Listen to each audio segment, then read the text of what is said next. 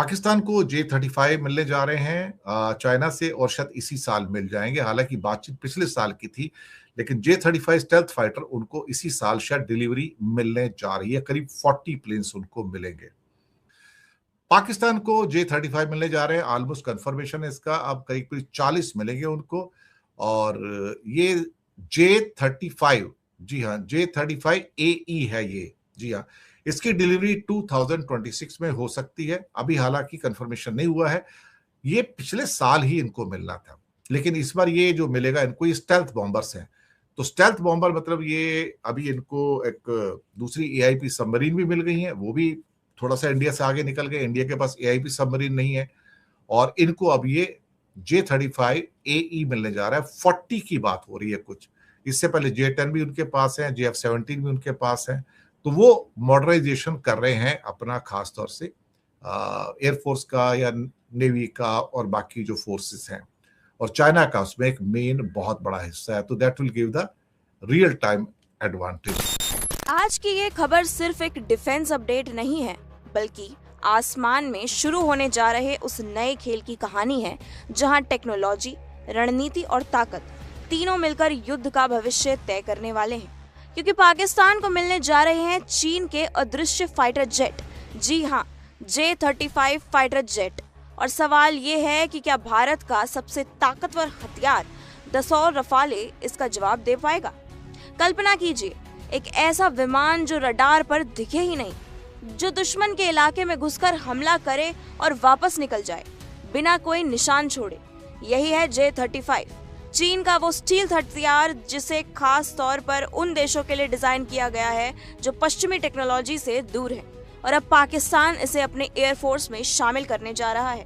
Reports कहती हैं कि करीब 40 J-35 जेट्स की डील लगभग तय मानी जा रही है और 2026 के अंत तक ये विमान पाकिस्तानी आसमान में उड़ते नजर आ सकते हैं। अब जरा समझिए इस गेम का असली ट्विस्ट। J-35 कोई साधारण फाइटर जेट नहीं है, ये 5वीं पीढ़ी का स्टील्थ फाइटर है, यानी वही कैटेगरी जिसमें दुनिया का सबसे एडवांस जेट F-35 लाइटनिंग 2 आता है। चीन ने J-35 को इसी F-35 के मुकाबले में उतारने के लिए बनाया है और यही वजह है कि पाकिस्तान के लिए ये डील गेम चेंजर बन सकती है। J-35 की सबसे बड़ी ताकत है इसका स्टील्थ, यानी रडार से बचने की क्षमता। इसका रडार क्रॉस सेक्शन इतना छोटा बताया जाता है कि जैसे इंसान की हथेली, मतलब दुश्मन के रडार को धोखा देना इसका सबसे बड़ा हथियार है। इसके अंदर लगे AESA रडार और सेंसर फ्यूजन टेक्नोलॉजी पायलट को रियल टाइम में पूरी लड़ाई का 360 डिग्री व्यू देती है। और जब जानकारी इतनी सटीक हो तो हमला भी उतना ही खतरनाक होता है। ये ट्विन इंजन जेट है जिसकी स्पीड करीब मैच 1.8 तक जा सकती है और इसकी कॉम्बैट रेंज 1200 से 1350 किलोमीटर के बीच मानी जा रही है, यानी ये बिना रुके लंबी दूरी तक मिशन पूरा कर सकता है। इसके अंदर इंटरनल वेपन बे है, जहां ये अपने हथियार छुपा कर रखता है ताकि इसकी स्टील्थ बनी रहे और जरूरत पड़ने पर अचानक हमला कर सके। ये PL-15 और PL-10 जैसी एडवांस मिसाइलों से लैस हो सकता है, जो हवा से हवा में दुश्मन को खत्म करने के लिए जानी जाती है। अब सवाल उठता है, क्या ये भारत के लिए खतरा है? जवाब है हाँ, लेकिन कहानी इतनी सीधी भी नहीं है, क्योंकि दूसरी तरफ खड़ा है भारत का सबसे भरोसेमंद और घातक योद्धा राफेल, जिसे इंडिया ने खास तौर पर अपनी एयर डोमिनेंस के लिए चुना है। राफेल भले ही 5वीं पीढ़ी का स्टील्थ जेट नहीं है, लेकिन ये 4.5 जनरेशन का ओमनी रोल फाइटर है। तो एक तरफ है स्टील्थ का बादशाह J-35 और दूसरी तरफ है फायर पावर का किंग राफेल। अब सोचिए, अगर ये दोनों आमने सामने आए तो क्या होगा? डिफेंस एक्सपर्ट्स कहते हैं कि J-35 की सबसे बड़ी ताकत उसका पहला वार है, यानी अगर वो रडार से बचकर पहले हमले कर दे तो उसे बढ़त मिल सकती है। लेकिन अगर राफेल को उसकी मौजूदगी का अंदाजा हो जाए तो फिर गेम पलट सकता है, क्योंकि राफेल की मिसाइलें, उसकी स्पीड और उसकी इलेक्ट्रॉनिक वॉरफेयर क्षमता उसे बेहद खतरनाक बनाती है। यानी ये लड़ाई सिर्फ मशीनों की नहीं होगी, बल्कि टेक्नोलॉजी, रणनीति और पायलट की समझ की भी होगी, और यही इसे और ज्यादा दिलचस्प बनाता है। अब जरा बड़े परिप्रेक्ष्य में देखें तो ये डील सिर्फ पाकिस्तान की ताकत नहीं बढ़ा रही, बल्कि चाइना की रणनीति का हिस्सा है। चीन चाहता है कि वो ग्लोबल हथियार बाजार में अपनी पकड़ मजबूत करे और उन देशों को विकल्प दे। जो अमेरिका या यूरोप से हथियार नहीं खरीद सकते। J-35 उसी रणनीति का हिस्सा है। अगर पाकिस्तान को ये जेट मिलते हैं तो दक्षिण एशिया में पहली बार कोई देश 5वीं पीढ़ी का स्टील्थ फाइटर ऑपरेट करेगा और इससे हवाई शक्ति का संतुलन बदल सकता है।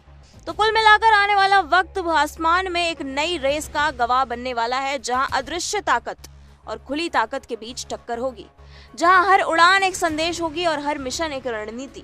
और सबसे बड़ा सवाल यही रहेगा, क्या स्टील्थ की चुप्पी जीतेगी या ताकत की गढ़? J-35A स्टेल्थ लड़ाकू विमान देगा चीन और इसके लिए अगस्त में डिलीवरी की तारीख भी तय कर ली गई है।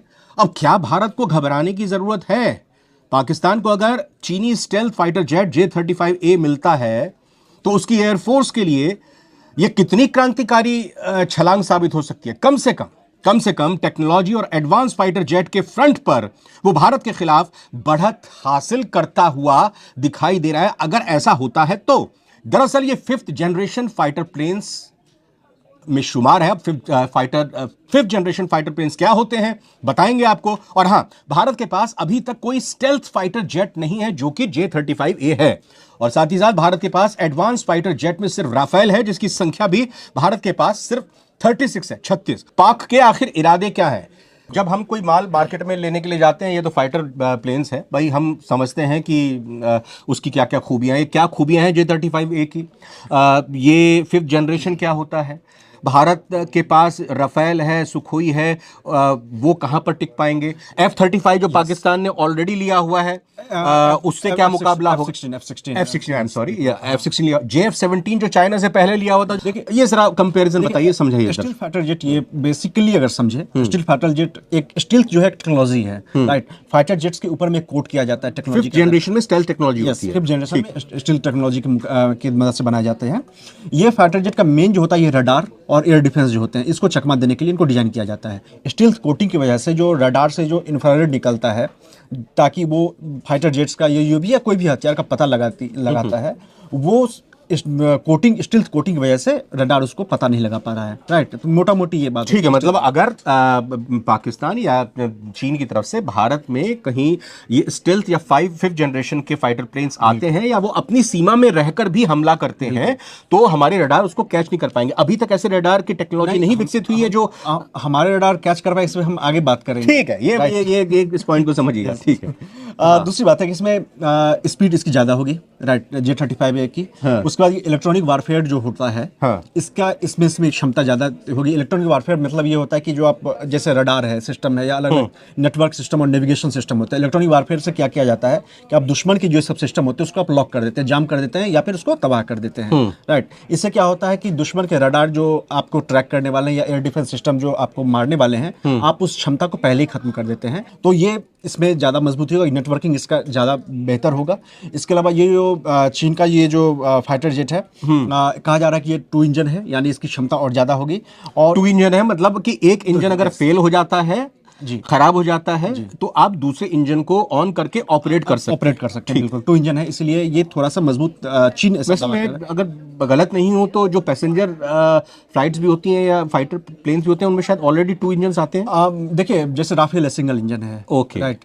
पैसेंजर प्लेन होते हैं, उसमें 2 इंजन होते हैं, ठीक है। लेकिन चूंकि फाइटर जेट्स जो होते हैं, इनकी जो युद्ध में भूमिका काफी कम समय के लिए होती है, बशर्ते कि अगर डॉग फाइट नहीं हो तो इसमें इनकी भूमिका कम समय, ये कुछ देर के लिए उड़ान भरती है, फिर नीचे टेक ऑफ करती है। ये एक प्लस पॉइंट है कि इसके अंदर 2 इंजन हैं। बिल्कुल बेसिक मोटा मोटी समझिए तो भारत को ये सैन्य तरीके से चीन घेरना चाह रहा है। अब वो अपने 5th जनरेशन फाइटर जेट को तैनात करना चाहते हैं। इसके पीछे दूसरा रीजन ये है कि इससे अगर J-35 अगर पाकिस्तान यूज करता है भारत के खिलाफ, या ऐसे भी सर्विलांस करता है, तो उसमें भारत के जो रडार सिस्टम है या एयर डिफेंस सिस्टम, उसके बारे में वो जानकारी हासिल कर सकता है, राइट।